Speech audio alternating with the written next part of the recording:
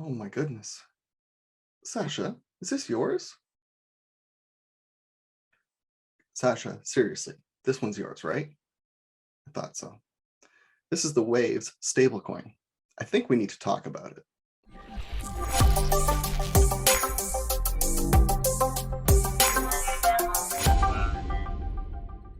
All right, welcome back, everybody. This is TI with TradeX Academy. If you enjoy what we're doing here, be sure to like and subscribe. A little bit of a dramatic entry to this one. It was a little bit of fun just to poke at a stable coin that is certainly not as stable as we sort of anticipated. We're zoomed in here now on the 15-minute chart and take a look at what's been happening just in the last few hours. Huge dumps, massive resurgencies, and continuing the dump after the fact. What is going on here?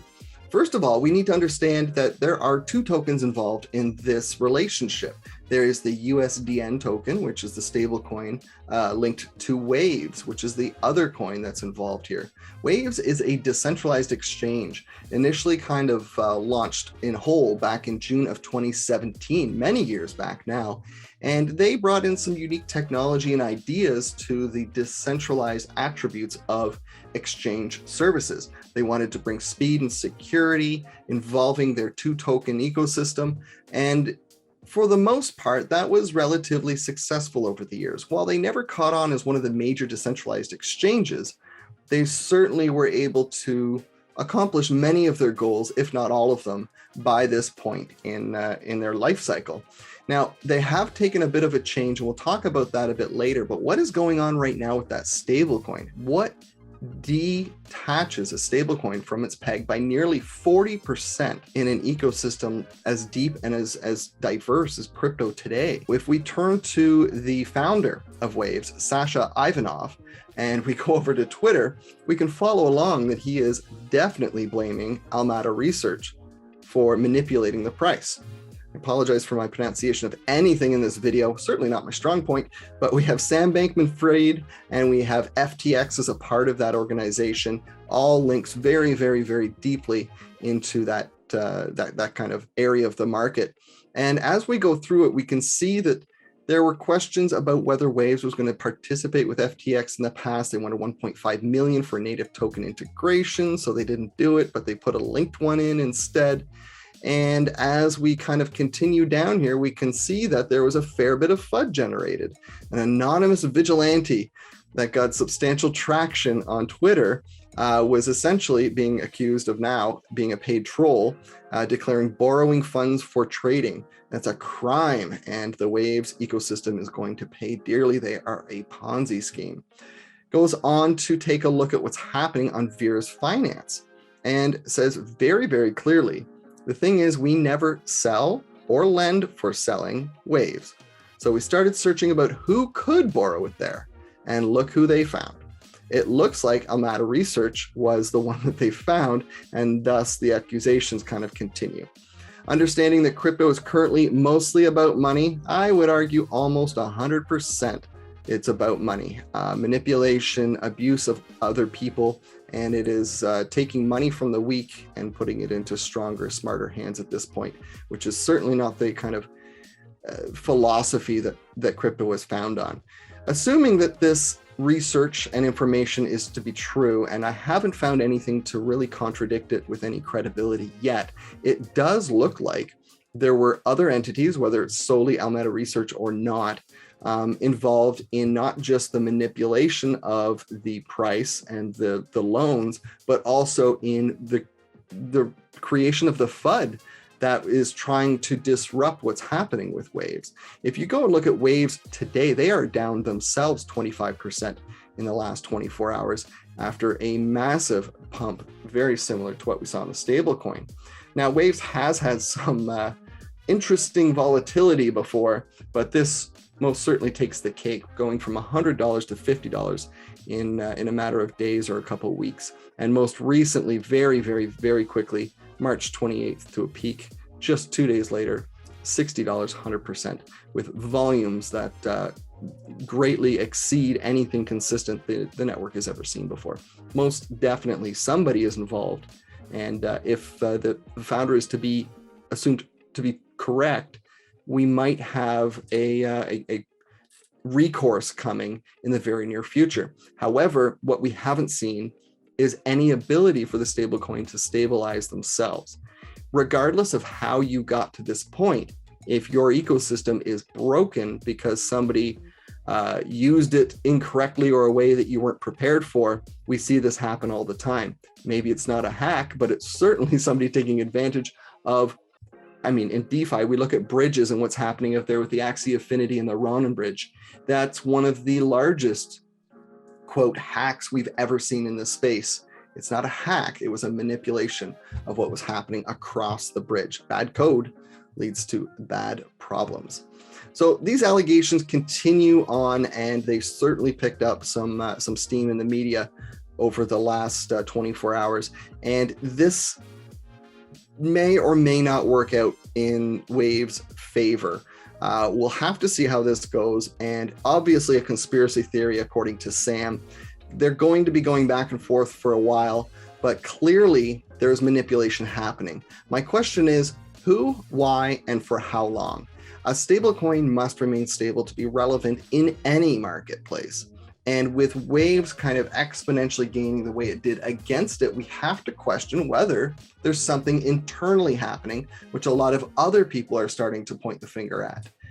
What I do know for certain is that Waves was built around an idea that is going to generate a lot of use case and a lot of interest. They've been around a very long time, and a lot of people are screaming this is an exit scam, screaming that this is definitely a Ponzi now and that this is over. I would argue that that's probably not the case. I believe the truth is probably somewhere between what Sam, FTX, and Almada Research is saying and what we're seeing from Sasha Ivanov. I wouldn't even doubt if both entities, interestingly enough, decided to start abusing and manipulating the system gently. But when you get two major entities doing it gently, it's not so gentle anymore. There are a lot of options on the table here, but Waves as an ecosystem has a lot of room and a lot of flex out there. Not only that, we do have a transformation, a growth plan that was recently announced. While not as diverse and interesting as I would have necessarily hoped for, this is certainly an opportunity for projects like Waves to greatly expand where they're going and what they're doing. Let's review what's happening on the regulatory front. We have Coinbase going to multiple countries, including Canada and Japan, saying anybody withdrawing more than $1,000 to a wallet that doesn't have a name attached or an identity is not going to be allowed. They're managing people leaving centralized exchanges. You look at what's happening in the European Union right now. They're enforcing the same rule, except with some more perks actually in their favor, where essentially ledgers, Trezors, personal wallets are going to be made all but illegal. At a minimum, it'll be a gray market, kind of somewhere just outside the law, but not necessarily totally illegal. Where does that drive people that are passionate, interested, and supportive of blockchain technology and crypto? Decentralized exchanges. This is the perfect opportunity for drama. This is the perfect opportunity to see something happen. Maybe something you know you can repair. That would be even better. This isn't the first time the peg is detached on their stablecoin. You can go back through any of them and they do have fluctuations, but that's a fairly major one back in 2021. As we go back through the charts, we can start attributing certain events to some of the things that are happening here, but that's not what we're here to discuss today. Where are our opportunities if Waves is to be such a thing? Taking a look at your chart, it is quite clear what's happened recently. On the daily chart, we're all the way zoomed out, and we definitely have just broken through a major support resistance level on the way back. Where do we go from here? Well, typically you're going to get retracements on these back to at least the 50, the 0.5, or the 618 retracement fib on these legs up. However, given the damage that's been done, we'll call it that, I would expect perhaps we're going to see the full retracement back to the 786. This comes on the heels of something else. If we get our 786 area resolved, we also take care of something else that happened back here. It's something we talk about in our training and with our community members quite a bit, and that's those cleanup candles. If you don't understand the way market order books work, hop over to the Discord. It's in the link below, and we'll help you out in kind of straightening that part of it out. And the rest is about doing a lot of hard work and getting yourself ready for what's next. It is possible we'd never come back to this zone. It is possible that we're finding support here just on the tip of the support zone, and we're ready to kind of head back up. However, with the drama, the pain that's happening right now, and the massively detached stablecoin, I don't feel like this is necessarily over for Waves just yet.